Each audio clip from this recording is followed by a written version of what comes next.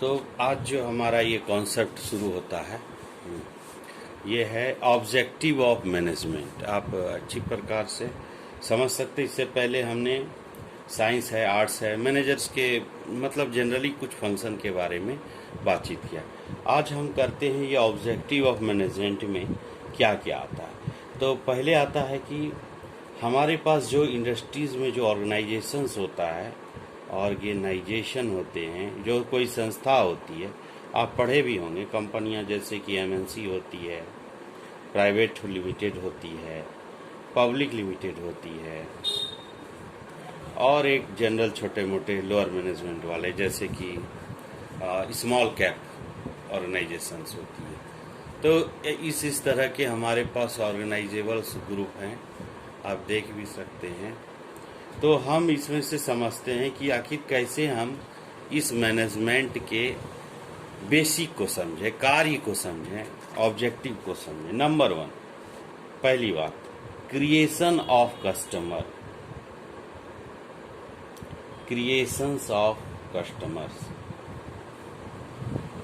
आप कोई भी इंडस्ट्रीज में वर्क करते हैं, अगर आप सेल्स डिपार्टमेंट में होते हैं, सेल्स मैनेजर हैं, सपोज आप एक सेल्स मैनेजर हैं, किसी चीज़ को आप सेलिंग करते हैं, आप सेल मैनेजर कहलाते हैं, सेल्स मैनेजर कहलाते। ये सेल्स मैनेजर अच्छा बहुत बड़ा पोस्ट होता है।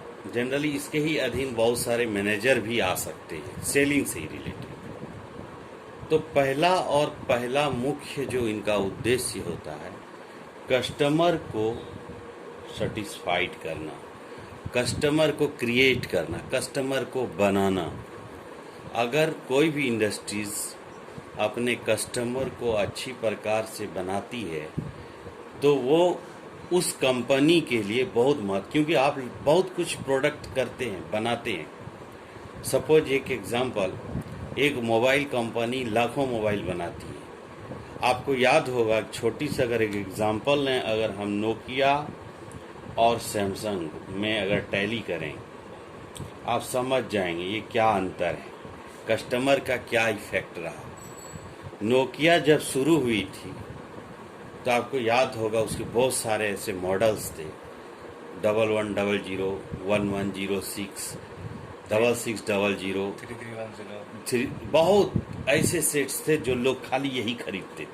अरे कोई भी मार्केट जाने से ही आप बोलते थे मोबाइल लेना, हाँ नोकिया का लेना। इतना विश्वास था क्योंकि नोकिया ने अपने कस्टमर को बनाया। उस समय सैमसंग भी था मार्केट में, लेकिन सेलिंग नहीं था। ड्यूरेबिलिटी था नोकिया के पास, बैटरी बैकअप भी नोकिया का काफ़ी ज़्यादा था, याद होगा। एक बार चार्ज कर देते थे तो बोलते थे हम लोग 3-4 दिन चल जाता, 1100 6 दिन चल जाता था, क्यों खाली फ़ोन आना है, फ़ोन जाना रहता, बाकी का वो मोबाइल में कुछ भी काम नहीं। लेकिन समय बदला, सैमसंग ने लोगों के दिमाग को सोचा और इन्होंने एंड्रॉयड फ़ोन लॉन्च किया सैमसंग ने। आप जानते हो सैमसंग गैलेक्सी बहुत बड़ा ब्रांड, वीवो, ओप्पो, ढेरी। नोकिया किधर गया मालूम नहीं, नोकिया कहाँ है, किधर भी रहा, एक भी शोरूम आपको यहाँ भी लोकल एरिया में भी देखने नहीं मिले, क्योंकि इन्होंने आज के ब्रांड को समझा, यानी क्रिएशन ऑफ कस्टमर्स के नॉलेज को समझा कि अगर हमको मार्केट में ज़्यादा बिजनेस करना है तो हमको एंड्रॉयड ऐप लॉन्च करना पड़ेगा जिसमें डाटा रन करे, क्योंकि लोग बात करने से भी ज़्यादा कुछ इस तरह के एक्टिविटी को पसंद। फिर देखते देखते आप देख रहे हैं टिकटॉक सब कितना वायरल हुआ, लोग मोबाइल खरीदते हैं तो उधर टिकटॉक देखता है, ऐसे वो व्हाट्सएप चलता है, फेसबुक देखते हैं, बात कितना होता है सारी दुनिया जानती, खाली काम इसी का होता है ना, हो रहा है ना आज के समय में। तो युग बदला, यही है कस्टमर का क्रिएशन। आप नब्ज को पहचाने मार्केट का। अब जब बिजनेस स्टडीज का ही मतलब वही है, बिजनेस के तरीके को समझना, हैंडल करना, हाँ, तभी आप सक्सेस होंगे बिजनेस में। अगर आप अच्छा से नहीं समझेंगे तो आपका बिजनेस नील हो जाएगा। और बिजनेस समझने के लिए कस्टमर को ही पहले समझना बहुत जरूरी है कि आपका कस्टमर क्या चाहता है। आप कस्टमर को कभी भी कुछ ऐसा बात बोल करके अपने से अलग नहीं कर सकते। अगर कर दिए तो आपको लॉस। आप सोचते हैं एक कस्टमर से क्या हो, एक 10 को बताता, 10 100 को बताता, 100 1000 को बताता, और मार्केट में गलत इफेक्ट जाता है। जिसका कारण एक छोटा सा एग्जांपल से भी मैंने आपको समझाया कि ये अभी यूजफुल नहीं है तो इसको मत पढ़ो, और यूजफुल है तो इसको पढ़ो। पेपर वेट था ना यहाँ पर ओला का आपका।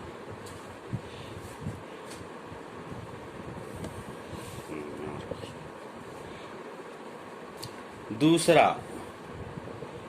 Market share.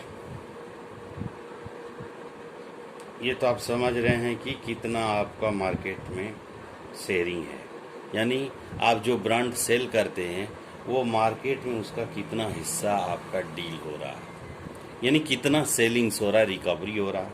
तीसरे केस में अगर हम लें प्रॉफिट मोटिव, अगर देखिए मैं इसके भी एक चर्चा करूंगा प्रॉफिट मोटिव के ऊपर। मार्केट शेयर मतलब मार्केट में आपका कितना % का योगदान है जो भी चीज़ आप सेल कर रहे हैं। सिंपल और आसान। शेयर को आप समझते भी हैं, जो आपका बिजनेस का पॉलिसी होती है। आपका जितना ज़्यादा प्रॉफिट होता है उसी के हिसाब से आपका शेयर वर्कआउट होता है, ठीक है। प्रॉफिट मोटिव देखिए, प्रॉफिट मोटिव में प्रॉफिट मोटिव एक ऐसा चक्र है कि आप इसको ऐसे समझिए। सपोज आप एग्जांपल कीजिए 6000 रुपीज़ करके कोई मोबाइल सेल करते हैं, और इसमें प्रत्येक ईच मोबाइल पे आपको प्रॉफिट होता है 500 रुपीज़ या 1500 या 2000, जो भी होता है 500 रुपया होता है। अगर आप प्रत्येक दिन सपोज 10 मोबाइल सेल करते हैं, प्रत्येक दिन अगर आपका, ये इंडस्ट्रीज में जो होता है बात लाखों में होती है, पीसेस में नहीं होती है, ठीक है। फिर भी हम देखते हैं 10 मोबाइल अगर सेल करते हैं तो आपको 5000 रुपीज़ मिलता है। ये ओवरऑल इनकम हुआ, यानी आप प्रति एक दिन का प्रॉफिट हुआ। अब बताते हैं यही 6000 रुपये के मोबाइल को 500 रुपया कमाए तो आप परसेंटेज अगर देखते हैं, अगर सपोज एग्जांपल हम 10% का मार्जिन रेट रखते हैं, ऐसा समझिए 6000 रुपया का हम 500 रुपया कमा रहे हैं। अगर हम इसी सेट को एग्जांपल 5600 में बेचें, यही सेट जिसको 6000 में बेचते थे, इसको अब हम 5600 में बेच रहे हैं, 400 रुपया कम में, ठीक है। यानी कि हम 400 रुपया कमा रहे हैं प्रत्येक पे। लेकिन हम यहाँ पर अगर आपको बोलें 1000 सिंपल, अगर 500 पीस आप बेच लेते हैं, देखिए 400 रुपया आपने कम किया एक सेट पे, लेकिन कस्टमर के पास सही इंफॉर्मेशन गया, अरे सब जगह से यहाँ इस दुकान में कम कॉस्ट में मोबाइल मिलती है, और तो इवन MRP तो छोड़ दो, सेलिंग लागत पे ओनली 100 का मुनाफा कमाती है ये कंपनी, और वही मोबाइल दे रही है। तो पूरी मार्केट में आपका इंफॉर्मेशन गया। उस दिन आपने क्या देखा, 500 पीस मोबाइल बेच लिया। यानी दुकान तो बहुत है मार्केट में, किसी के यहाँ लोग नहीं गए, सिर्फ यही मोबाइल खरीदने आपके पास आए, और उस दिन आपका ये मोबाइल 500 सेल हुआ। अब आपका कमाई कितना हुआ, 500 गुना 400, 5 चौके 20,000। अब आप बताइए ये प्रॉफिट मोटिव है या ये प्रॉफिट मोटिव है? अगर गेस करें तो ये प्रॉफिट मोटिव को शो कर रहा है, यानी कि हम कम लागत में ज़्यादा सामान को बेच करके ज़्यादा मार्जिन निकाल सकते हैं, बेटर कि अगर हम ज़्यादा रेट में कोई सामान सेल करें। तो ये एक बिजनेस प्लान के अधीन आता है। सपोज गेस कीजिए, आप ऐसे समझिए, ये तो मोबाइल का कॉस्ट का काफ़ी ये है, अंतर है। कोई भी वस्तु अगर हम कहते हैं, सपोज एक समोसा सेल करने वाला, वो 10 रुपये में समोसा बेचता है, ठीक है, ये एक समोसे पे 5 रुपये कमाता है, ठीक है, और एक व्यक्ति 5 रुपये में समोसा बेचता है और ये पर समोसे पे ओनली 1 रुपया कमाता है, ठीक है, लेकिन ये दिन भर में सिर्फ 50 समोसा बेचता है, लेकिन ये 2000 समोसा बेचता है। तो किसका रेट ज़्यादा है, किसको प्रॉफिट ज़्यादा है? 5 वाले का। 5 रुपये वाले, क्योंकि ये रेट कम है, क्वालिटी यही दे रहा है, सब कुछ यही है, लेकिन ये 50% रेट पे सामान सेल कर रहा है। यानी कि आपका डिमांड अगर बढ़ जाए तो आपका अर्निंग बढ़ गया, सिंपल है। तो आप क्या करिए, रेट को डिक्रीज कीजिए ताकि ज़्यादा से ज़्यादा सेलिंग हो। आप मार्जिन रख लीजिए। सपोज आप कोई व्यक्ति 20% पे बिजनेस कर रहा है, आप 2% पे कीजिए। तो अगर आप 100% क्रॉस कर जाते हैं, आपका बिजनेस 200% को बेनिफिट दे रहा है और ये व्यक्ति सिर्फ 20% को ही कमा पा रहा है। यानी आपके पास क्वांटिटी अगर बढ़ जाती है, आपका मार्जिन बढ़ जाता है। आप ऐसे समझिए, एक टीचर ट्यूशन पढ़ाने के एग्जाम्पल, घर में 1000 रुपीज़ पर बच्चे रहते हैं एग्जाम्पल, तो उनके पास एक समय 5 बच्चे ही आ रहे हैं, क्योंकि वो 1000 रुपीज़ पर बच्चे देने के लिए उतने, ये हालांकि इस पे लागू नहीं होता स्टडी पे, फिर भी पे एक एग्जाम्पल आप समझ सकते हैं। तो 5 ही बच्चे पढ़ रहे हैं 1 घंटे, कोई 100 फी ले रहा है, तो माइक लगा रखा है, 500 बच्चे बैठे एक रूम में, तो किसको प्रॉफिट ज़्यादा हो, 1000 गुना 5 वाले या 200 गुना 100 वाले? 100 वाले। सिंपल। ये भी आप समझ सकते हैं कि आपका जो बिजनेस में प्रॉफिट मोटिव कैसे करना है। तो ये सब टर्म टेक्निक है, बिजनेसमैन अक्सर इस्तेमाल करते हैं। कभी कभी ये करते हैं 60% कॉस्ट प्राइस पे इंक्रीज करके 40% का डिस्काउंट दे देते हैं। अब जैसे कि कोई सामान है जिसका कॉस्ट प्राइस है 100 रुपीज़, 60% पहले बढ़ा देता है, तो ये 160 रुपया कर देता है। अब फिर इस पे बोलता है कि आपको 40% डिस्काउंट दे रहे हैं, 120। हाँ, फिर भी ये 20 रुपये को उल्टा उसको चूना लगा लेता है। तो ये प्रॉफिट मोटिव बिजनेस है। कभी कभी आप देखते होंगे 2 शर्ट में 1 टी शर्ट फ्री है, तो ये टी शर्ट का कॉस्ट भी इस 2 शर्ट में एडिंग रहते हैं। आप जैसे जैसे आपका क्लास बढ़ेगा, इसी टर्म में आप जब CFA वगैरह पढ़ेंगे तब फीफो लीफो टर्म सब आएंगे। फीफो लीफो ये खूब ऑर्गेनाइज्ड होती है business studies. First in first out, last in first out. कभी कभी अंतिम में जो सामान आता है उसको पहले निकालना पड़ता है, और कभी कभी पहले आया हुआ सामान को ही पहले निकालते हैं। तो कमोडिटीज, FMCG, एक्सपायरी डेट वाला, इसको जैसे आए आपको निकालना है, और जिसमें एक्सपायरी नहीं है आप उसको आराम से निकालिए, कोई दिक्कत नहीं। ठीक है, ये बातें हैं। तो आप समझ ही गए। इनोवेशन, नया नया चीज़ को खोजिए, एक ही जैसा प्रोडक्ट बार बार मत बेचिए, इनोवेशन कीजिए, नया नया चीज़ को लाइए मार्केट में।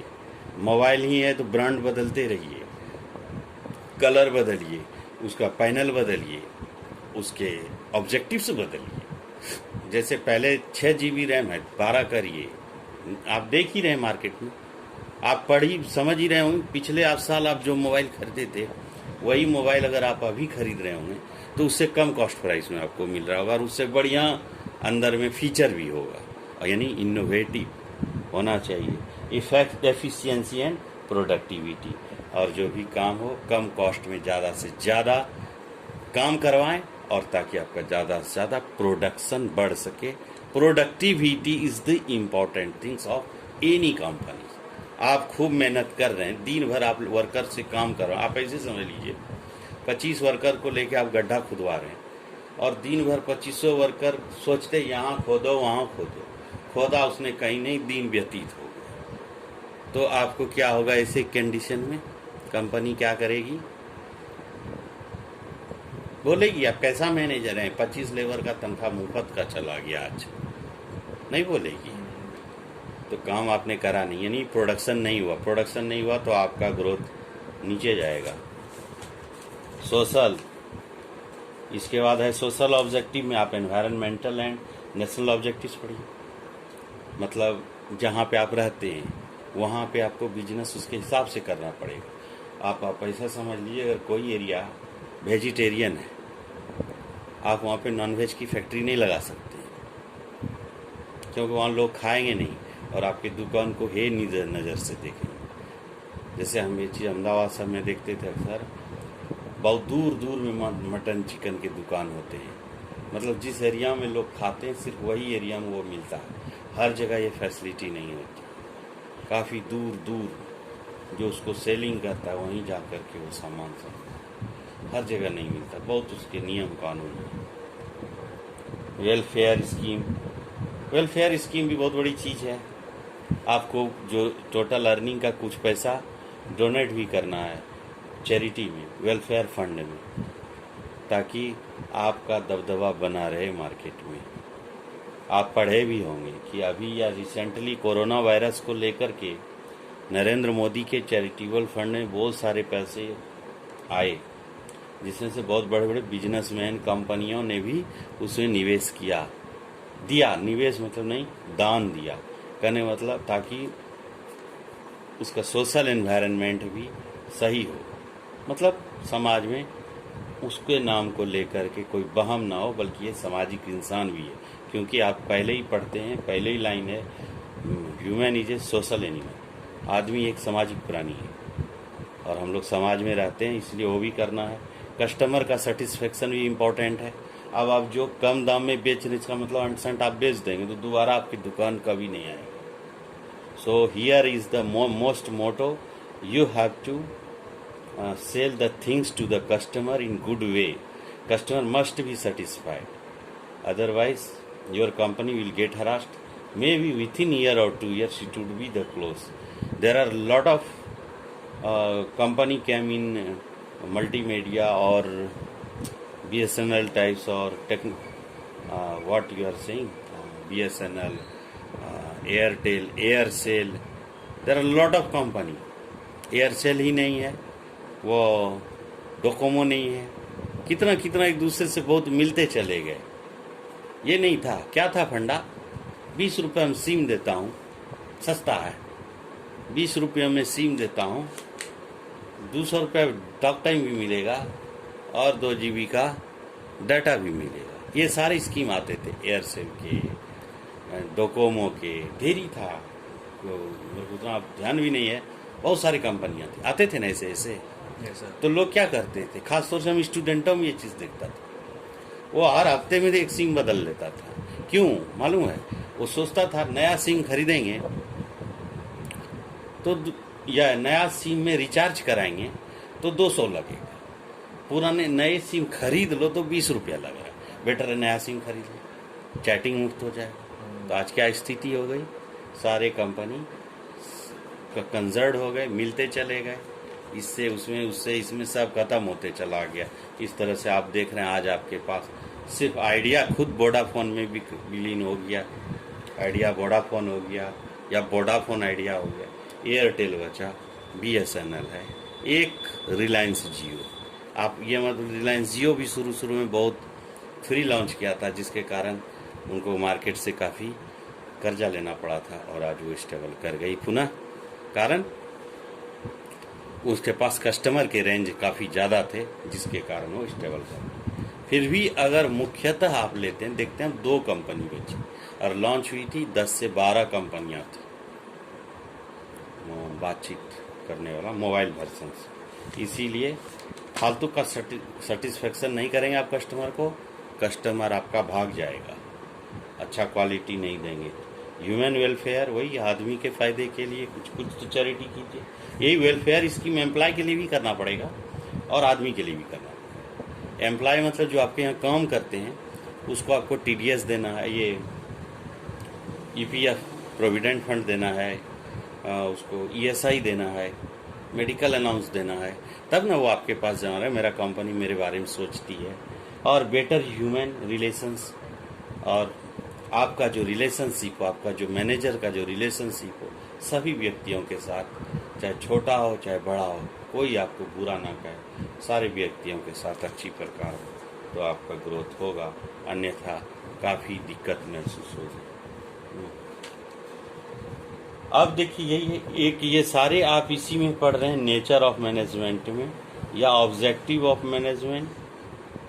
प्रकृति ऑब्जेक्टिव क्रियाकलाप है, काम क्या करती है मैनेजमेंट, एक मैनेजर क्या काम करती है उसके बारे में चर्चा होगी। Individual objective, economics expectation, expenditures, expectations for record and recognisation, expectations for status and growth, सारे कुछ इंडिविजुअल ऑब्जेक्टिव्स। एक व्यक्ति क्या चाहता है, खुद का ग्रोथ हो, विकास हो, डेवलपमेंट हो, अर्निंग हो, लोगों के साथ अच्छा व्यवहार बने और सोशल स्टेटस सिंबल बने, ये है। दूसरा देखिए इम्पोर्टेंस ऑफ मैनेजमेंट, इसका क्या महत्वपूर्ण योगदान क्या है, इम्पोर्टेंस क्या है। हेल्प इन अचीविंग ऑब्जेक्टिव्स, पहुँचिए जो आपका उद्देश्य है और वहाँ पहुँचने में मदद मिलेगा, आप मदद कर सकते हैं। अगर आप सही प्रकार से अपने वर्करों को काम करवाएंगे तो आपका जो गोल है वो जल्दी अचीव होगा। जो टारगेट है इंडस्ट्रीज़ में, और हर इंडस्ट्रीज़ का एक ही टारगेट है, उसका एक बार प्रोडक्शन पूरा हो, दूसरा वो सेलिंग हो, बस बने और बिके, दो ही महत्वपूर्ण फंडा है। ये दो कैसे बने बिके ये उसके ऊपर डील करता है, ठीक है। आज अभी और मैं एक और आपसे चर्चा करता हूँ, वो है लेवल्स ऑफ मैनेजमेंट। ये बहुत बड़ी थोड़ी सी जानकारी इसकी लेनी काफ़ी ज़रूरी होती है, क्योंकि अक्सर आपको जब बड़े होकर के आप अपना बायोडाटा बनाते हैं तो आप अपने एक्सपीरियंस को इसी तरह से दिखाते हैं कि मैं मिडिल मैनेजमेंट में हूँ या सीनियर मैनेजमेंट या मैं जूनियर मैनेजमेंट हूँ। तो 3 कैटेगरी से डिसाइड होती है, ठीक। 3 कैटेगरी से मैनेजर लेवल डिसाइड होती है। अब हम आपको एक सिंपल सा ये कॉलम से समझाऊंगा, आप तीनों चीज़ को समझ जाएंगे। पहला देखिए, एक कंपनी है, इंडस्ट्रीज है। चलिए आपको सबसे लेवल तुरंत समझ में आ जाएगा। ये इंडस्ट्रीज में अगर ये कोई एक मालिक वाली कंपनी है तो वो एमडी होता है, जिसको हम कहते हैं मैनेजिंग डायरेक्टर। ये मैनेजिंग डायरेक्टर होता है। अब ठीक है, बहुत सारी कंपनियों में सीईओ नहीं होते हैं, लेकिन अशोक लेलैंड, टाटा, इन्फोसिस ऐसे कंपनियों में चीफ एग्जीक्यूटिव अफसर होता है। वो एक्चुअली सबका रिपोर्ट लेकर के तब यहाँ एमडी को नगण्य होते हैं। आप ऐसे समझिए कि कंपनी अलग अलग तरीके से डिराइव्ड होती है। कोई कंपनी ग्रुप कंपनीज होती है, जैसे मैं बताऊँ, जिसका मालिक ही नहीं, आपका भी शेयर है 20%, हमारा 20%, किसी और का 30%, ऐसे लोग मिल करके, जैसे ICICI, इसके 5-7 ग्रुप मेंबर हैं। तो प्राइवेट कंपनी है, प्राइवेट लिमिटेड है, ऐसे बैंक लिमिटेड है, बहुत सारे एक साथ मिल करके। लेकिन कोई कोई कंपनी होती है जिसको एकलौता मैनेजमेंट होती है, एक ही मालिक होते हैं, यानी सिंगल मालिक है वाले। अब देखिए ये क्या करती है, ये इनके पास आप समझिए कि नॉलेज हो ना हो, लेकिन ये तो मालिक है, ऑनर आप समझ लीजिए कंपनी, ठीक है। लेकिन ये कंपनियां पूरे, इनकी कंपनी, जैसे कोई भी हम ले लें, चलिए एक एग्जांपल लेते हैं, गैब्रियल इंडिया लिमिटेड।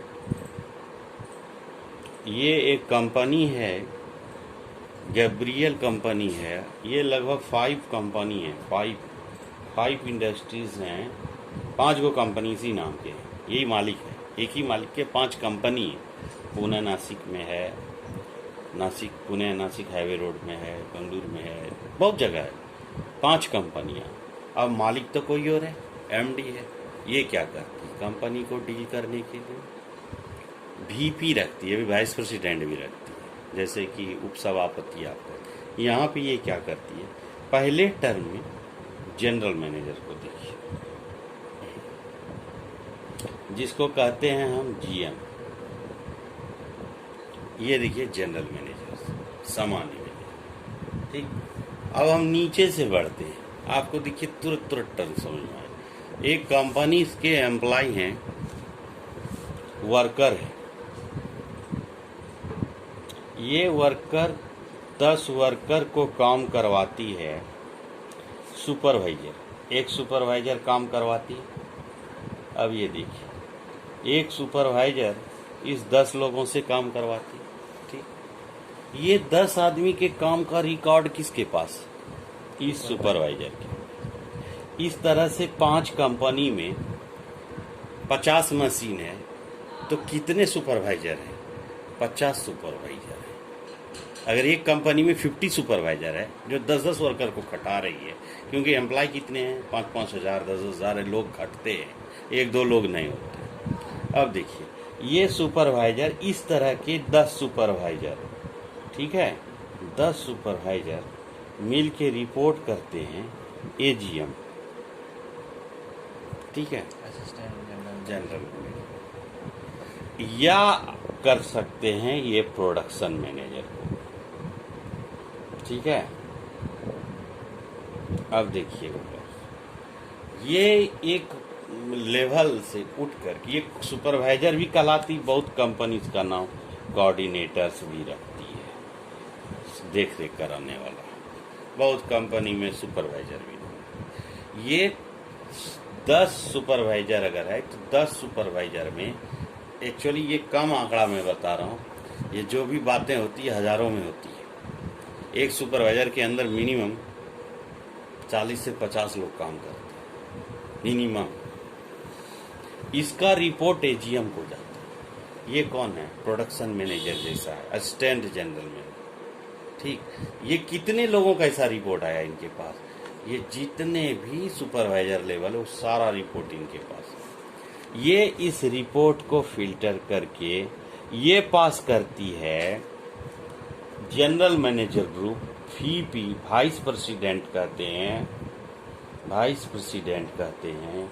कई कंपनी में आपको CEO होते हैं, चीफ एग्जीक्यूटिव अफसर होते हैं। कई जगह अगर चीफ एग्जीक्यूटिव अफसर होते हैं, बहुत सैलरी होती है इन लोगों की। ये कई कंपनी में दोनों भी होते हैं। जितनी बड़ी कंपनी उतना बड़ा काम।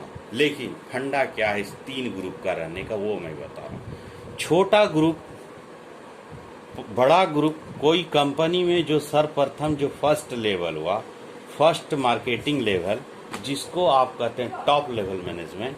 ये टॉप लेवल मैनेजमेंट क्या करती है? मैनेजमेंट, ये कुछ नया क्रिएशन कंपनी को करना है, कोई प्रोडक्शंस को बढ़ाना है, तो ये क्या करती है? ऑर्डर देती है। किसको? इससे नीचे वाले पार्ट, इससे, यानी इस ग्रुप को ऑर्डर देती है, वाइस प्रेसिडेंट, CEO। ये ऑर्डर इनको किसको मिलता है? मालिक से, MD से नहीं। MD को तो नॉलेज नहीं हो सकता है, MD कोई गारंटी नहीं, बट उसको ग्रोथ चाहिए। हालांकि सब दिग्गज ही होते हैं, वो नहीं। एक आपको एक दुकान तभी खोल सकते हैं जब आपको दुकान का नॉलेज हो, नहीं होगा तब कैसे खोलेंगे? ये टॉप लेवल इसके बाद वाले को देता है, मिडिल लेवल वाले को देता है, मिडिल वाले लेवल कमांड जूनियर लेवल को देता है। अब ये जूनियर वाला अपने से जूनियर से काम करवाते। अब देखिए, यहाँ काम में कुछ गलती हुई, कोई मशीनरी सिस्टम फेल हुई, anything got fail, set down, lock, machines, hydraulic pump breaking, company closed, तो क्या होगा? ये तुरंत रिपोर्ट करेगा किसको? अपने से टॉप को। वो उसको गाली करेगा, वो उसको गाली करेगा, ऐसा। देखिए, यानी कि इसने अगर गलती की, जूनियर लेवल वाले ने, उसको गलती का गाली का सजा, इसको गाली कौन करेगा? बीच वाला सुपरवाइजर। लेबर को तो सुपरवाइजर बोला, सुपरवाइजर को कौन बोला? Assistant general manager. कैसे हो गया? क्या करते हो तुम लोग? इस तरह से काम होगा तो कैसे होगा? एक चीज जान लीजिए, आपस में मैनेजर भिड़ सकते हैं, भले वर्कर के साथ वो बिहेव अच्छा रखे, लेकिन वो आपस में भिड़ भी सकते हैं। बाद में वो पढ़े लिखे होने से हम लोग वो फिर नॉर्मल हो जाते हैं, क्योंकि काम तो दिखाना सबको है। और दूसरा क्या, टॉप लेवल क्या देख रहा है कि आपने उसको कुछ नहीं बोला, यानी कि आपकी सहमति थी। बहुत सारी बातें हो जाती है। जैसे जैसे आपका क्लास इंक्रीज होगा वैसे वैसे आपका, ठीक है। तो इस तरह से आप समझे ऑर्डर कैसे जाता है, ऑर्डर टॉप टू डाउन। कोई भी काम का जितने भी वर्क कराएगा उसके नीचे से ऊपर, ठीक है। काम का जो रिपोर्ट है नीचे से ऊपर जाएगा, और काम कमांड देने का, ऑर्डर देने का, कोऑर्डिनेट करने का काम ऊपर से नीचे आएगा। ये इसका मेन थिंकिंग है ऑब्जेक्टिव से। फंक्शन में अब यही चैप्टर्स को हम अलग अलग करके पढ़ेंगे, जिसको आज अभी मेरा 4th लेसन्स का भी साथ ही लोड ही हो रहा है। फंक्शन ऑफ मैनेजमेंट, ठीक है, क्रियाकलाप, मैनेजमेंट की क्रियाकलाप। तो इसमें से हम सबको अलग अलग पढ़ेंगे, क्या क्या होता है इसमें। प्लानिंग आपका चैप्टर अलग अलग हो जाएगा, यानी कि ये आप तीसरे चौथे नंबर पे आप कैसे कैसे फिर पढ़ेंगे। देखिए आपकी पढ़ाई जो चालू हो जाएगा, देखिए यूनिट 1 प्लानिंग ऑर्गेनाइजिंग, यूनिट 5 में पढ़ेंगे यूनिट स्टाफिंग, डायरेक्टिंग, कंट्रोलिंग, ये सब आपके हिस्से में आ जाएगी। इसकी पढ़ाई हम चैप्टर वाइज अलग अलग करके पढ़ेंगे कि कैसे योजना का कार्यान्वयन होना है, योजना कितने तरह के बनाने हैं, इस तरह के हम डील करेंगे अलग अलग कॉन्सेप्ट में। और ये आपका 3 वीडियो में मैंने पहला एक्सरसाइज संपन्न किया। ये चूँकि जब इसको आप पढ़ेंगे तो आपको सब इसमें समझ में अपने आने लगेगी धीरे धीरे। Supervisor, communication, leadership, motivational speech बहुत ये है, कोऑर्डिनेशन, एक दूसरे के बीच समन्वय स्थापित करके किसी काम को अंजाम देना है।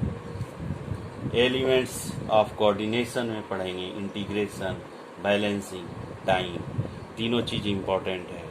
एक दूसरे के बीच बैलेंस को स्थापित करते हुए समय सारणी के अंतर्गत आप अपने क्रियाकलाप को संपूर्ण करेंगे, वही कहलाएगी कोऑर्डिनेशन। यानी झगड़ा झंझट नहीं करके बिल्कुल एक दूसरे से मिलजुल करके। और इम्पोर्टेंस ऑफ कोऑर्डिनेशन क्या है, size of organisation, functional differentiation और स्पेशलाइजेशन। कोऑर्डिनेशन से आपके इंडस्ट्रीज में तीनों वर्क पूरे होंगे। You have to achieve your goal with the time, with respect to the time, and you will get your growth also. Suppose you are a supervisor right now today, but you will become a manager also one day. So how it would happen? If you are coordinating properly with labor, your machines will give 100% production. Then only it has happened. We will discuss in next chapter. Before that I will take you some test. इसका थोड़ा सा लिखवा के देखेंगे कल, हैं? देखिएगा, जो आएगा करिएगा, कट करिए।